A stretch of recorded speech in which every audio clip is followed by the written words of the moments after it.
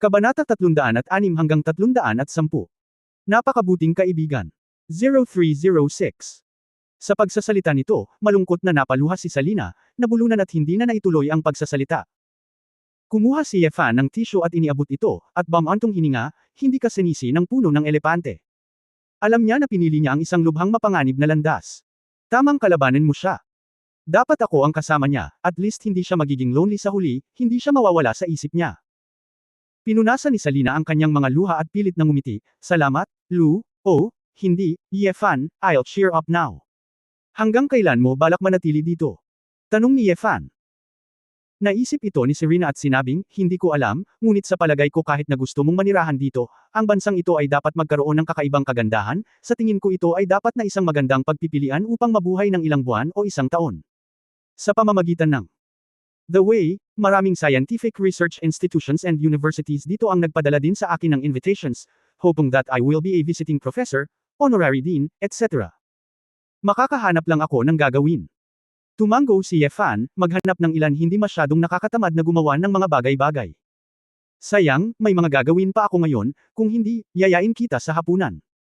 Giggle. Don't worry, dito ako titira in the future, and there will be time to catch up. Sayang naman at nagkahiwa-hiwalay na ang mga tao sa inyong organisasyon at nagkalat sa buong mundo, kung hindi, mas magiging masigla kung mas maraming tao, nang hihinayang sabi ni Serena. Nagkibit balikat si Yefan, sa mga taong iyon, kailangang harangan ng mga Dragon Soul ang buong Huahay. Gusto ko lang mamuhay ng ordinaryong buhay at I enjoy ang buhay na gusto ko, may kanya-kanya silang karera, at lahat sila ay very supportive. Okay. Tumango si Salina bilang pagsang-ayon, mukhang retired ka na talaga.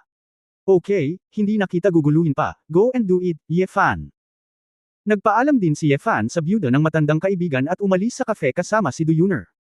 Hindi talaga maintindihan ni Du Yuner ang sinasabi ng dalawa. Lumabas siya ngayon at nagtanong, Brother Yefan, pupunta ako sa orphanage para tumulong sa gabi. Pinabili ako ng din. Gusto mo bang sumama sa akin? Hindi ako pupunta, pinagalit ko ang aking asawa, at plano kong bumalik at suyuan siya, nahihiyang sabi ni Yefan. Nang marinig ito ni Du Yuner, natigilan siya sandali, at pagkatapos ay nagtanong, bakit ka nagalit? Pag-aaway ba ito? Naramdaman din ni Yefan na walang dapat itago, kasama ko si Ninger kahapon, at pagkatapos ay nagsinungaling ako sa kanya, at nalaman niya. Well, hey, kasalanan ko rin, kailangan ko siyang bayaran o hindi. Kinagat ni Du Yuner ang kanyang pang-ibabang labi at hindi napigil ang magtanong, oh. Ayan, patawarin ba ako ng hipag? Magpagalitan ka sandali, tansya ni Yefan. Bago ka nagpakasal, alam ba ng hipag mo na may iba kang babae? Medyo nagulat si Du Yuner. Napangiti si Yefan, Yuner, masama ba ako? Pero sincere ako, hindi ako nanloloko sa nararamdaman nila. Biglang naramdaman ni Du Yuner na siya ay nasa gulo, at hindi niya alam kung paano sasagutin ang tanong ni Yefan. Umiling siya, ako. Hindi ko alam, Kuya Yefan, please go, magtataksi ako at mag-isa. Alam ni Yefan na malapit din ang lugar na ito sa paaralan, kaya hindi niya pinilit ang babae na paalisin siya, at mag-isa siyang nagmaneho. Tumingin si Du Yuner sa direksyon ng pag-alis ng lalaki, puno ng masalimuot na pag-iisip ang kanyang mga mata. Miss Do. Isang boses ang nagmula sa likuran. Lumingon si Du Yuner at nakita niyang si Salina ang lumabas. Salina, aalis ka rin? Nakangiting tanong ni Du Yuner. Hindi ako pamilyar sa Huahay, malaya ka ba, bilang isang hinaharap na kapitbahay, maaari mo ba akong samahan sa paglalakad? Tanong ni Salina. Saglit na nag-alinlangan si Du Yuner, ngunit nagkataon na natarante rin siya, kaya tumango siya, okay, nagkataon na makakapag-practice din ako ng mga banyagang wika sa iyo. May kakaibang tingin sa mga mata ni Salina, at ito ay panandalian, at nakangiting sinabi niya, maganda iyan, sa palagay ko tiyak na magiging mabuting magkaibigan tayo. Hindi diretsyong umuwi si Yefan, ngunit sadyang naghanap ng isang kilalang dessert shop sa Huahay mula sa internet, pumunta para bumili ng isang kahon ng strawberry-flavored donuts, at bumalik sa mansyon. Ayon sa oras, dapat umuwi si Su Qingzuo, tutal, halos gabi na. Gayunpaman, nang umuwi si Yefan, nalaman niyang si Tita Jiang lang ang nanunood ng TV sa ibaba. Yefan, anong binili mo? Ngumiti si Tita Jiang at bumangon. Donuts, sabi ni Yefan, Tita Jiang, hindi bumalik si Xiao Shu. Walang magawa si Tita Jiang, bakit hindi mo alam? Hindi babalik si Miss ngayon at bukas, bakit bibili ka pa ng matamis? Circle. Hindi na babalik. Hindi ba siya bumalik kaninang hapon? Nagulat si Yefan. Umiling si Tita Jiang at sinabing, hindi ko rin alam. Tumawag ang babae kinaumagahan at sinabing mananatili pa siya sa Socheng ng 2 gabi. Baka dahil sa trabaho. Hinawakan ni Yefan ang kanyang noo sa pagkabalisa. Pakiramdam niya, karamihan sa mga babae ay hindi umuwi dahil ayaw siyang makita. Tita Jiang, pupunta ako sa Socheng para hanapin siya, at hindi ako kakain sa bahay ngayong gabi. Si Yefan ay nababalisa at nagpa siya na sumakay ng high-speed na tren papuntang Socheng. You want to go? Kailan pa naging malagkit ang relasyon niyo? 2 araw na kayong hindi magkikita. Masayang tanong ni Tita Jiang. Hindi alam ni Yefan kung tatawa o iiyak, kaya wala siyang ibang pagpipilian kundi ang maikling pag-usapan kung ano ang ikinagalit ni Su Qingzhou. Biglang natauhan si Tita Jiang at napabuntong hininga, sinabi ko kung bakit pansamantalang papalitan ng babae ang kanyang kaayusan sa trabaho, kaya iyon ang nangyari. Pagkatapos ay magmadali ka at aminin mo ang iyong pagkakamali, ang ating babae ay kumakain ng malambot at hindi matigas. Nagmamadaling umalis si Yefan patungo sa istasyon ng tren. Hindi niya nakalimutang magdala ng isang box ng donuts, at wala rin siyang dalang bagahe, kaya hindi masyadong nag-effort para makakuha ng isang box. Ang Su City ay isang malaking baybaying lungsod sa isang karatig na lalawigan. Inabot lamang ng 2 oras upang makarating doon sa pamamagitan ng high-speed rail. Bumili si Yefan ng tiket sa istasyon at sumakay sa tren. Nang dumilim, dumating din si Yefan sa Socheng. Ang kanyang numero ng telepono ay na-block ni Su Qingzhou, kaya hindi niya matanong kung nasaan si Su Qingzhou. Ngunit si Yefan ay katulong din ng presidente at alam ang maraming partikular na itinerary ni Su Qingzhou. Nakatira si Su Qingzhou sa Blue Ocean International Hotel sa Su City, at ang Splendid Group ang aktwal na nagkokontrol na partido ng 5-star hotel na iyon. Sa tuwing pumupunta rito si Su Qingzhou para magtrabaho, nananatili siya sa presidential suite ng hotel. Sumakay si Yefan ng taxi at dumiretso sa Blue Ocean International Hotel. Ipinakita niya sa lobby manager ng hotel ang kanyang mga kredensyal para patunayan na siya ang assistant ni Su Qingzhou. Nakipag-ugnayan ang manager ng lobby sa manager ng hotel, kinumpirma ang kanyang pagkakakilanlan, at pinayagang umakyat si Yefan hanggang sa marating niya ang palapag kung saan matatagpuan ang presidential suite. Masayang tumakbo si Yefan sa pintuan ng suite, na iniisip na dapat patawarin ni Su Qingzhou ang kanyang sarili para sa kanyang katapatan. Matapos mag-doorbell ng ilang beses, bumukas ang pinto, ngunit hindi si Su Qingzhou ang lumitaw sa loob. Chapter 0307 Gusto kong samuka. 0307. Sir, ano pong problema? Magalang na tanong ng isang waiter na nakauniporme ng hotel na namamahala sa paglilinis. Nagtaka si Yefan, ito ang kwarto ni Mr. Su, tama ba? Nasaan si Mr. Su? Nako, nagparty si Mr. Su sa gabi at umalis na 1 oras na ang nakalipas, kaya linisin natin ito ngayon, sagot ng waiter. Bulong ni Yefan sa kanyang puso, maaaring hindi talaga bumalik si Su Qingzhou hanggang sa matapos niya ang kanyang trabaho. Alam mo ba kung saan makikipag-socialize si Mr. Su? Paano namin nalaman ang tungkol dito? Napabuntong hininga si Yefan saglit. Sa kasong ito, wala siyang pagpipilian kundi ilagay muna ang mga donut sa silid, at pagkatapos ay dahan-daang maghintay para bumalik si Su Qingzhou. Pagkatapos ng lahat, para sa padalos-dalos na pag-abala sa trabaho ni Su Qingzhou, tiyak na mas magagalit ang babae. Ang paghihintay na ito, 3 oras na ang lumipas, at ang oras ay halos 10:00 na, ngunit hindi pa rin bumabalik si Su Qingzhou. Si Yefan ay humithit ng isang pakete ng sigarilyo sa balkonahe, at hiniling sa waiter na magdala ng 2 pang pakete. Matapos maubos ang 12 ng sigarilyo, si Yefan ay puno ng usok na hindi na niya kinaya. Habang tumatagal, mas nag-aalala si Yefan tungkol sa babae, kung may anumang aksidente. Nang sinubukan ni Yefan na tumawag ng ilang tawag sa telepono, ngunit hindi pa rin makontak si Su Qingzhou, tinapik niya ang kanyang ulo at naramdamang nalilito siya kapag pinapahalagahan niya ito. Mas mabuting tawagan si Chenya ng direkta tungkol sa ganitong bagay. Kaya muling idinial ni Yefan ang numero ni Chenya, at hindi rin nagtagal bago ito nakarating. Yefan, bakit mo ako hinahanap? Nasa bahay si Chenya nang bigla siyang makatanggap ng tawag mula kay Yefan, natural na nagtataka. Sinabi ni Yefan, Assistant Chen, kilala mo ba kung sino ang kasama ni Mr. Su ngayon? Hindi ba dapat bumalik si Mr. Su sa Huahay? Natarante si Chenya, bakit may negosasyon pa? Hindi mo rin alam, di ba? Si Mr. Su ay hindi bumalik sa Huahay ngayon, ngunit nag-aaliw pa rin sa Socheng. Walang balita kaya huli na, alam mo ba kung sino ang kasama niya? Tanong ni Yefan. Nag-aalala si Chenya, sinabi mo na hindi pa tapos si Mr. Su sa pakikisalamuha.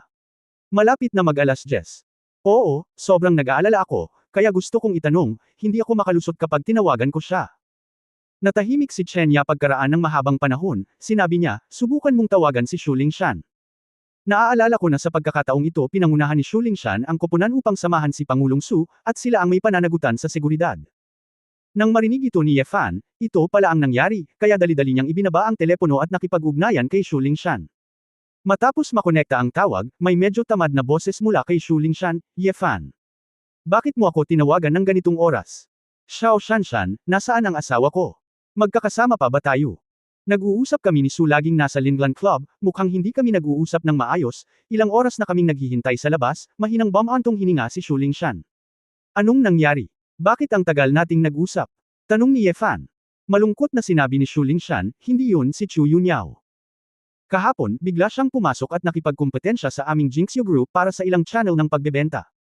Noong una, madaling mahawakan ito ni Mr. Su, ngunit ngayon ito ay naging iba't ibang mga kompetisyon, syempre hindi ito madali. Chu Yunyao. Sumimangot si Ye Fan. Hindi ba magiging abala ang babaeng ito sa kanyang mga eksperimento sa hinaharap? Bakit malaya pa rin siyang pumunta sa Socheng para makipagkumpetensya sa Jinxio Group para sa merkado? Alam na alam ni Ye Fan ang panganib ng babaeng ito, si Chu Yunyao, at habang iniisip niya ito, lalo siyang nagiging hindi mapakali. Matapos ibaba ang telepono, diretso niyang hinanap ang lokasyon ng Lingland Club, sumakay ng kotse at sumugod. Pagdating niya sa labas ng eleganteng clubhouse na ito, napasimangot si Ye Fan. Nalaman niyang may napakahusay na mandirigma sa isang Bentley na nakaparada sa labas ng pinto. Gayunpaman, hindi niya ito gaanong pinansin. Dahil maya-maya ay nakita niya ang maraming tao na lumabas ng pinto. Kabilang sa kanila, naroon sina Su Qingzhou at Chu Yunyao. Parehong babae ang nagsuot ng napakasimple at formal na damit pang trabaho, ngunit ang kutis ngayon ni Su Qingzhou ay mas mababa kaysa kay Chu Yunyao. Nakipagkamay si Chu Yunyao sa ilang mayayamang negosyante na may masiglang espiritu, Mr. Zhang, President Liu, at President Gao, lubos akong natutuwa na maaari mong tanggapin ang plano ng aming cloud group. Bukas ay opisyal na kaming magpapadala ng isang taong kumonekta. Hindi pwede. Gusto naming pasalamatan si Chairman Chu sa kanyang pagmamahal. Hehe. Maraming mayayamang negosyante ang nagpasalamat kay Chu Yunyao ng magalang at magalang, na lumikha ng kapaligiran ng matagumpay na pagtutulungan. Sa kabilang banda, ang ekspresyon ni Su Qingzhou ay walang pakialam, ang kanyang mga labi ay mapatla, ngunit ang kanyang mukha ay pula sa alkohol. Nang makita ang babae na ganito, agad na nakaramdam ng kaba si Ye Fan, alam na si Su Qingzhou ay umiinom ng marami, at na siya ay nalulumbay at may mga sintomas ng alkoholismo. Hindi mo kailangang magtanong para malaman na ang Su Qingzhou ay natalo ng Union Group ni Chu Yunyao sa panahon ng negosasyon, at sa pagkakataong ito ay nabigo ang negosyo. Nalaman din ito ni Shu Lingshan at ilang iba pang babaeng bodyguard at nag-aalalang tumingin kay Su Qingzhou. Mr. Su, okay ka lang ba? Marami ka bang nainom? Tanong ni Shu Lingshan. Umiling si Su Qingzhou, ayaw niyang magsalita. Maraming mayayamang negosyante ang magalang kay Chu Yunyao, at magalang na humingi ng tawad kay Su Qingzhou. Ngunit walang pakialam si Su Qingzhou sa kanila. Matapos ang walang tigil na pakikipagkamay, malamig niyang sinulyapan si Chu Yunyao. Si Chu Yunyao ay may matamis na ngiti, at hindi niya sinasadyang isapuso si Su Qingzhou. Miss Su, ang Jinxio Group ay umuunlad, hindi ito dapat masyadong kapos sa isang palengke, sa pagkakataong ito ay tinatanggap na ito, tinikom ni Chu Yunyao ang kanyang mga labi at ngumiti. Talagang may kaalaman si Chu Dong, tila napakabata ko pa, malamig na sabi ni Su Qingzhou. Hey, Miss Su, kapag hindi ka pa nakakaakyat sa isang mataas na bundok, hindi mo makikita ang mas mataas na mga taluktok sa likod, congratulations. Ngayon ay opisyal ka nang nagtapos sa isang commercial kindergarten at magsisimula ka na sa elementarya, sa pagkakataong ito ay dapat mong ibigay ang tayo na magbayad ng tuition fee sa cloud. Kumurap si Chu Yunyao at tumalikod para umalis. Sa sandaling ito, sa gilid ng mga mata ni Chu Yunyao, nakita niya si Ye Fan na naglalakad. Ha! Ye Fan, bakit ka nandito? Baka naman binubuli ko si Miss Su at umiyak, papatulan mo ba ako? Humajijek si Chu Yunyao, na may mapanuksong ekspresyon sa kanyang mukha. Gayunpaman, hindi siya pinansin ni Ye Fan, nilampasan siya, at hinawakan ang kamay ni Su Qingzhou. Sumunod ka sa akin, sabi ni Ye Fan. Napatingin si Su Qingzhou sa lalaki nang hindi inaasahan. Matapos mahuli, sinubukan niyang magpumiglas at sumimangot, hayaan mo. Siyempre hindi pakakawalan ni Ye Fan, at sinabi kay Shu Lingshan, Lingshan, binigay niya ito sa akin, bumalik kayong mag-isa. Tumingin si Shu Lingshan kay Ye Fan na may komplikadong mga mata, ngunit tumanggaw ng may pagkaunawa. Ikaw, bitawan mo. Tumanggi si Su Qingzhou na umalis, at itinapon ito ng malakas. Ngunit diretsyong ibinaba ni Ye Fan ang kanyang ulo sa tenga ng babae at sinabing, kung gumalaw ka ulit, maniwala ka o hindi hahalikan kita sa harap ng lahat. Tumigil si Su Qingzhou, at may ilang bakas lamang sa kanyang lasing na ulo. Pinigilan siya ni King Ming na tumanggi. Hinayla ni Ye Fan ang babae, sumakay sa isang Mercedes-Benz na nakaupo kanina, at umalis sa clubhouse, hindi pinapansin si Chu Yunyao mula simula hanggang dulo. Isang malamig na liwanag ang sumili sa mga mata ni Chu Yunyao, malamig siyang ngumuso, tinapakan ang kanyang mga paa, at naglakad pabalik sa isa sa kanyang mga Bentley. Sa taxi ng Bentley, isang malakas na lalaki na may tinina na pulang buhok, ang taas na mga 1.9 metro, at ang kanyang mga kalamnan ay nakaumbok na parang bato, ay maingat na nagniniting ng isang pulang lana na scarf na may bakal, at ang kanyang mga kamay ay nagiging mga daliri ng orchid. Napakaingat. Nang makita si Chu Yunyao na sumakay sa kotse, lumingon siya at ngumisi, at mahinang nagtanong, Chu Dong, tapos na ba tayong mag-usap? Bumalik na ba tayo? Tiningnan ni Chu Yunyao ang malaking bibig na may matangkad na kolorete at medyo naduduwal. Ibalik mo ang iyong ulo, gusto kong samuka. Kabanata 0308 naglalakad sa malamig na hangin. 0308.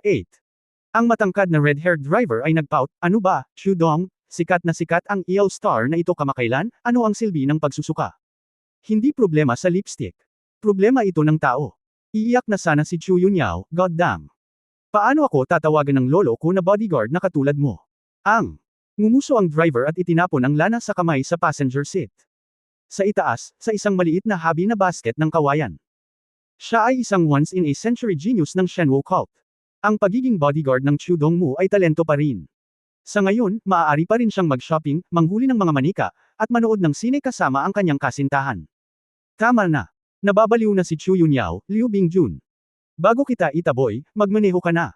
Napakurap si Liu Bingjun, ang kanyang mga mata na may false eyelashes ay napakalaki, parang mga parol. Chu Dong, hindi ba nakipagnegosasyon ang negosyo? Nawala sa Suqingzhou na iyon. Bakit parang umiinom ng gasolina at sesibog? Mabait na pinayuhan ni Liu Bingjun, ang tagumpay o pagkatalo ay isang usapin ng militar. Huwag masyadong mag-alala, ang batang babae na ito ay 20 anyos upang maging isang CEO sa maraming taong gulang ay dapat may mga tunay na materyales. Sabog ka bastard. Kinuha ni Chu Yunyao ang isang kahon ng napkin sa tabi niya at itinapon ito, maganda rin ang level ni Suqingzhou.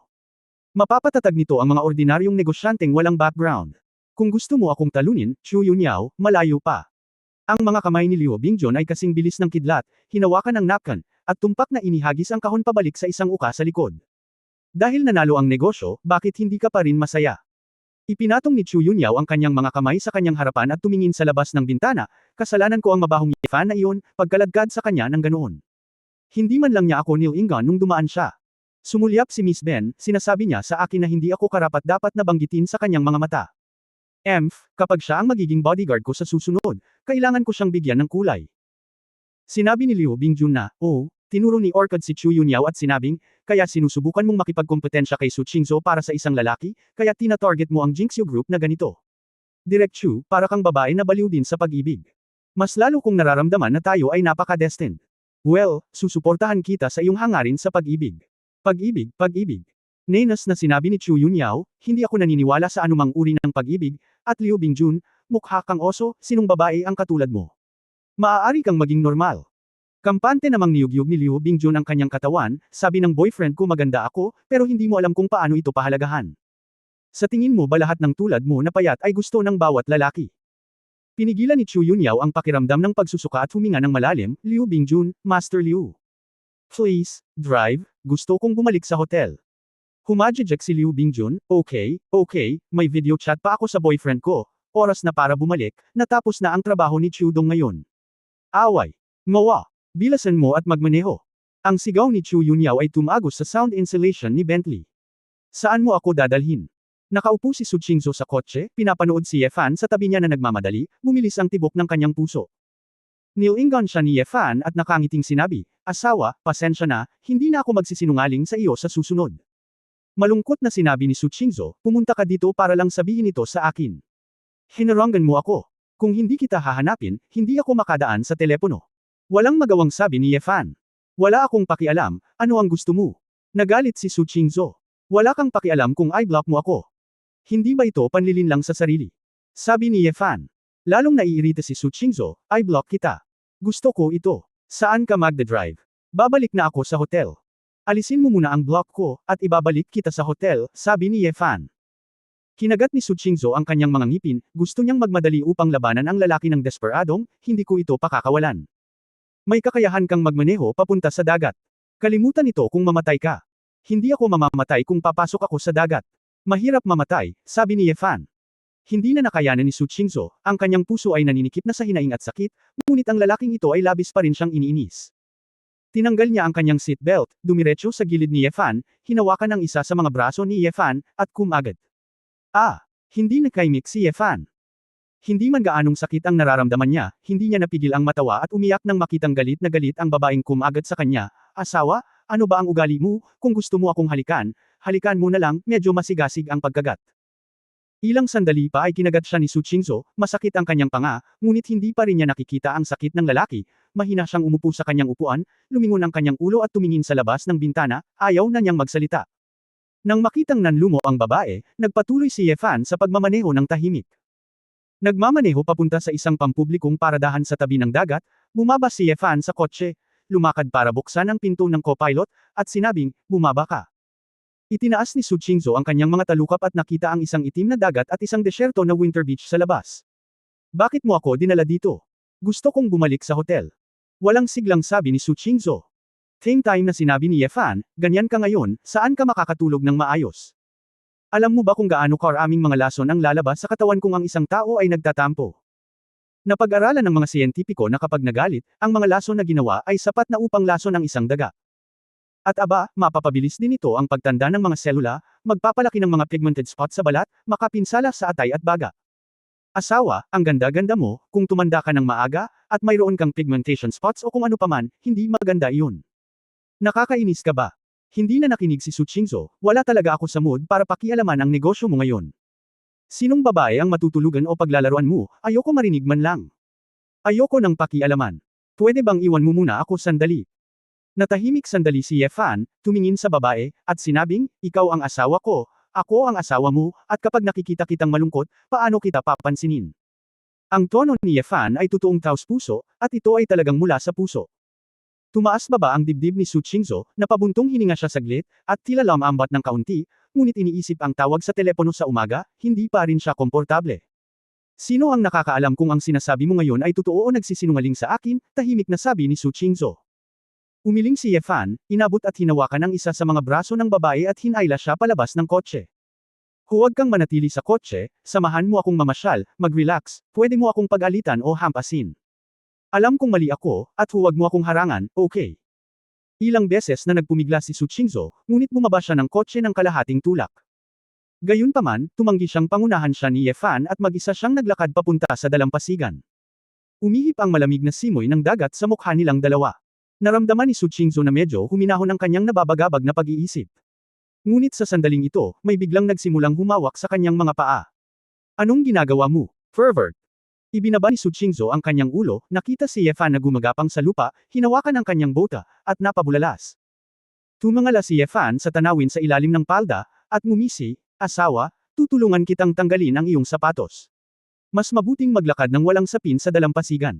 Kabanata 0309 Sarcasm 0309. Saan nakatingin ang mga mata mo? Mahigpit na itinikom ni Su Qingzhou ang kanyang mga ngipin, gustong tadyakan ang mukha ng lalaki, ngunit medyo nag-aatubili siyang sipin nito. Ang suot niya ngayon ay isang itim na damit, puting medyas, at isang pares ng mahabang binti na may perpektong kurba, nakakaibang mainit at kaakit-akit sa malamig na taglamig.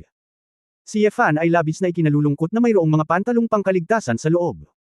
Ang mga hakbang sa proteksyon ng babaeng ito ay napakamaalalahanin. Pero pag-isipan mong mabuti, tutal asawa mo naman, kaya dapat ligtas magbihis sa labas. Asawa, hindi talaga ako lumingon. Kung wala ka man lang sinabi, wala akong namamalayan. Tatanggalin ko ang sapatos mo, halika. Tutulungan din kitang tanggalin ang medyas. Nakita ni Su Qingzhou ang kamay ng lalaki na nagsimulang gumalaw patungo sa paglalagay nito sa sarili niyang binti, nagmamadali siyang umiwas dito, ako mismo ang gagawa nito. Hindi ka pumunta para samantalahin ako. Sok-sok, tama, paano ako sasamantalahin ng mag-asawa?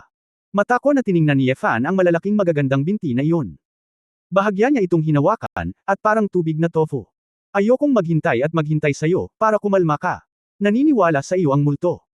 Umupo si Su Qingzhou sa isang maikling stack ng mga bato sa tabi niya, hinubad ang kanyang mga bota at medyas, at inihagis lahat ito sa kotse. Naglakad din si Ye Fan sa dalampasigan na nakatapak at ibinulong ang kanyang pantalon. Bagamat malamig ang panahon, naramdaman ni Su Qingzhou na uminit ang buong katawan pagkatapos uminom, ngunit walang pakialam si Ye Fan sa temperatura. Pagkatapos maglakad ng ilang dosenang metro, nakita ni Ye Fan na hindi nagsasalita ang babae, na may malungkot na ekspresyon sa mukha, at hindi naiwasang sabihin, asawa, iniisip mo pa ba ang negosyo ngayon? Hindi pa rin nagsasalita si Su Qingzhou, blanko ang kanyang mga mata. Nakatingin sa dalampasigan. Nagpatuloy si Ye Fan sa pagsisiyasat at nagtanong, malubha ba ang problema? Malaking bagay na kumita ng mas kaunting pera, paano magiging maayos ang bawat negosyo? Ang negosyo na maaaring makipag-ayos ngunit ninakawan ng iba ay hindi gaanong pera. Ito ay isang pagkalugi. Paano ka makakapag-isip ng ganito? Nakakapagod naman. Tahimik na sinabi ni Su Qingzhou, sa pagkakataong ito, nawalan ako ng hindi bababa sa 3 bilyon, hindi pa ako nawalan ng ganoong kalaking pera. Dapat kong sabihin, ay paano magagawa ang gayong pagkakamali. Dapat ay iniimbestigahan ko ng maaga ang katalinuhan ng kalaban, at ang Union Group ni Chu Yunyao ay nakipag-ugnayan din sa kanila, ngunit hindi ko ito alam. Lahat ng iyon ay pagpapabiik ko sa tungkulin. Hikayatin ni Ye Fan, huwag mong ibigay ang lahat ng responsibilidad na ito sa iyong sarili, walang sinuman sa kumpanya ang magsasabi ng anuman tungkol sa iyo, ang kabilang partido ay si Chu Yunyao, normal lang na mawalan ng usapan. Paano mo malalaman na walang magsasalita tungkol sa akin? Sa likod nila, tiyak na marami ang tumatawa sa akin. Ako ang chairman ng Jinxiu Group at ang presidente sa aking edad, at hawak ko ang lahat ng kapangyarihan sa sarili kong mga kamay. Alam mo ba? Ilang tao ang napupuot sa akin dahil sa pangangati ng ngipin. Bahagyang namula ang mga mata ni Su Qingzhou, at sinabi niya, hindi mo ako kailangang eye comfort, naisip ko na ito, kahit na may sabihin sila sa likod ko, hindi ko iyon mararamdaman. Nagpout si Ye Fan at sinabing, hindi ito magiging maganda, tingnan mo ngayon, wala ka talagang hitsura, wala ka talagang kamukha. Masyado ka bang matagumpay noon, at ang biglaang pagkabigo na tulad nito ay nagdulot sa iyo ng pagkawasak. Anong kalokohan ang pinagsasabi mo? Hindi ako ganoon ka-vulnerable. Matapos titigan ni Su Qingzhou ang lalaki, mabilis siyang naglakad pasulong, ayaw niyang umalis kasama ang lalaki. Walang gaanong tao sa dalampasigan kapag gabi, at ang negosyo ng ilang maliliit na barbecue restaurant ay masyadong desyerto. Dumiretso si Su Qingzhou sa pintuan ng isa sa mga tindahan ng barong-barong at itinuro ang beer sa loob, boss, magkano ang isang bote? Beauty, ayaw mo ba ng kebab? Masiglang tanong ng tindera. Hindi, bibili ako ng alak. Sumimangot si Su Qingzhou. Ang $10. Hinawakan ni Su Qingzhou ang kanyang katawan, napagtanto lamang na hindi niya dinala ang kanyang bag, at tumingin muli kay Ye Fan, na sumusunod. May dala ka bang pera? Mapait na ngumiti si Ye Fan, asawa, itigil mo na ang pag-inom, namumula pa rin ang mukha mo, hindi ka masyadong mahilig uminom noon. May dala ka bang pera? Matigas na tanong ni Su Qingzhou. Napabuntong hininga si Ye Fan at tinulungan ang babae na bumili ng isang lata ng beer. Kinuha ni Su Qingzhou ang beer, at pagkatapos buksan ito, gudong-gudong niya ang kanyang sarili na bumuhos ng 2 lagok, at aksidenteng nabulunan, at tumulo ang luha mula sa kanyang ubo. Ano ka ba nagmamadali, dahan-dahan kang uminom, kailangan mong malasing ng ganito. Nakita ni Ye Fan ang pamumula ng mukha ng babae na hindi hamupa, at ang kanyang buhok ay humigpit. Kapag nalasing ka, lasing ka, at hindi mo na kailangang magtrabaho pa. Tapos magkakaroon ka ng mga problema sa iyong katawan. Hindi ka kadalasang umiinom, ngunit umiinom ka na lang bigla. Hindi ba nakipagnegosasyon ka lang sa isang negosyo? Para sa labis na pagkasira ng iyong sarili. Katawan, huwag kang mag-alala tungkol dito. Iwan mo muna ako saglit. Naglakad si Su Qingzhou sa dalampasigan, ginulo ng simoy ng dagat ang kanyang buhok, at ang ekspresyon ng babae ay malungkot at haggard. Saglit na kumislap ang mga mata ni Ye Fan, at tumigil siya sa pagsasalita. Tahimik siyang sumunod, nakatayo sa likod ng babae, pinapanood itong humihigop ng malamig na beer. Kung mas malungkot ang mga tao, mas madaling malasing kapag sila ay umiinom. Ngayon si Su Qingzhou ay ganap na lasing. Natagpuan ni Ye Fan na ang kanyang puso ay lubhang hindi komportable. Ang ganitong uri ng kakulangan sa ginhawa, hindi katulad ng iba, ay isang uri ng kawalan ng kakayahan na gusto niyang pagdusahan para sa isang babae, ngunit hindi niya magawa. Pagkatapos mag-isip tungkol dito sa mahabang panahon, same time na sinabi ni Ye Fan, huwag mong inumin ito, walang silbi kung iinuman mo pa ito, walang magbabago. Lumingon si Su Qingzhou at sumulyap sa kanya, pagkatapos ay tumawa, gusto mo pa rin akong hikayatin. Iligtas mo ito. Hindi ko kailangan ng sopas ng manok para sa kaluluwa, matino ako. Hindi kita kinukumbinsi, may gusto lang akong sabihin sa iyo. Katotohanan. Ano? Medyo nalilito si Su Qingzhou. Umiling si Ye Fan, hindi ka mananalo laban kay Chu Yunyao, masyado kang mahina kumpara sa kanya. Ang lasing at malabo na mukha ni Su Qingzhou ay tila nagpapakita ng isang pahiwatig ng kahinahunan, at isang bakas ng kawalang kasiyahan ang sumilay sa kanyang mga pulang mata. Sa tingin mo ba mas tanga ako sa kanya? O sa tingin mo mas mahina si Jinxiu kay Yunyon? Nagkibit balikat si Ye Fan, si Chu Yunyao ang pinakamatandang babae ng pamilya Chu sa Tancheng, at ang pamilya Chu sa Tancheng ay isa sa 5 sikat na pamilya. Ang background ng kanyang pamilya ang background ay sapat na para crush kanya. Bukod pa rito, ang karunungan ni Chu Yunyao ay lampas sa iyong imahinasyon. Sa totoo lang, kamakailan ko lang nalaman na sideline lang niya ang negosyo. Siya ay isang ganap na henyo at mahusay sa paggamit ng mga tao sa kanyang paligid. Ang lahat ng mga mapagkukunan, kahit na alam kung paano gamitin ang kanyang sarili, maging ito ay ang kanyang kagandahan o ang kanyang utak, gamitin ang pinakamahusay na paggamit ng lahat. Kung ikukumpara sa kanya, maliban na ikaw ay mas bata at mas maganda kaysa sa kanya, sa tingin ko ay walang makakapantay sa kanya. Naramdaman ni Su Qingzhou na malapit nang madudurog ang kanyang puso, at hindi siya makahinga. Nang marinig niya ang sinabi ng lalaki, hindi niya napigilan ang kanyang mga luha at gusto niyang umiyak. You praise her so much. Appreciate her so much. You marry her. Bakit mo ako dinala dito? Bakit nakatayo ka pa sa harapan ko para pagtawanan lang ako? Pinilit ni Su Qingzhou pinipigilan ang mga luha, mapait na tanong niya. Kabanata 0310 mula sa impyerno patungo sa langit. 0310. Ngumiti si Ye Fan, hindi ko alam noon, akala ko ikaw ay isang henyo, hindi ka mabibigo, hindi ka maaaring magkamali, maaari kang magtagumpay ng 100% sa anumang pamumuhunan, at sa palagay ko ay magaling ka sa shitting. Paano magkakaroon ng isang tao sa mundo na hinding-hindi mabibigo? Sa tingin mo kaya kung magtatagumpay sa lahat ng bagay na may IQ na 180? Nakipagtalo si Su Qingzhou. Akala ko may magagawa ka, at akala ko mas magaling ka kay Chu Yunyao. Kung tutusin, maraming tao ang nagsasabi na ikaw ay isang business genius. Hindi ko ini-expect na matatalo ka sa gutter, haha. Parang hindi ka rin. Lahat ay maayos. Ako ay pabaya sa pagkakataong ito. Ako ay pabaya. Tumulo ang luha ni Su Qingzhou, at habang nagpupunas, ipinagtanggol niya, alam ko kung saan ako natalo. Bigyan mo ako ng isa pang pagkakataon, hinding-hindi ko hahayaang nakawin ni Chu Yunyao ang negosyong ito. Kahit sino ay nagkakamali, maaari bang maging perpekto ang mga tao? Magkamali din ako, at magkakaroon din ako ng mga kabiguan oras na. Isang beses lang akong natalo, hindi ba siya natalo si Chu Yunyao? Noong una siyang dumating sa Huahai, hindi ba niya hinayaang kumuha ng negosyo ang ibang kumpanya? Bakit mo sinasabing hindi ako magpapatalo? Hindi mapapanalo si Chu Yunyao. Kung hindi ka manalo, hindi ka talaga mananalo, kaya huwag mong dein ang iyong sarili, sabi ni Ye Fan, umiling-iling. Galit na galit si Su Qingzhou kaya hindi na siya makapaghintay na magmadali upang labanan si Ye Fan. Ikaw, ang tanga. Ang tanga. Anong alam mo? Wala kang alam at kalokohan ang pinagsasabi mo dito. I hate you. Galit na galit ako. Naparito ako upang aliwin ka ng may kabaitan, at ako ay mainis at pag-alitan mo. Hindi naman sa wala akong mapupuntahan. Pupuntahan ko si Chu Yunyao, gusto niyang puntahan ko siya sa gabi, sabi ni Ye Fan, at lumingon para tanungin si Wok. Nang marinig ito ni Su Qingzhou, lumubog ang kanyang puso. Nang makitang iniwan na talaga siya ng lalaki, tumalikod siya at nagsimulang umalis. Ye Fan, maglakas loob kang umalis. Kung maglakas loob kang hanapin si Chu Yunyao, hihiwalayan kita. Sigaw ni Su Qingzhou. Ngunit hindi ibinaling ni Ye Fan ang kanyang ulo, hindi ito mahalaga. Galit na dinampot ni Su Qingzhou ang hindi pa tapos na lata ng beer at binasag ito sa ulo ni Ye Fan. Gayunpaman, nang lumiko si Ye Fan sa isang tabi, ang garapon ay nabasag. Iminulat ni Su Qingzhou ang kanyang malalaking mata, at ang apoy na kumukulo sa kanyang lukab ay napukaw. Wala siyang gustong pakialaman, gusto lang niyang sumugod at mapahamak, kasama ng lalaki. Hindi alam kung saan nanggaling ang lakas, mabilis na tumakbo si Su Qingzhou sa dalampasigan na walang mga paa, at hinampas ang likod ng lalaki. I beat you to death, you liar. You bastard. I told you to bully me.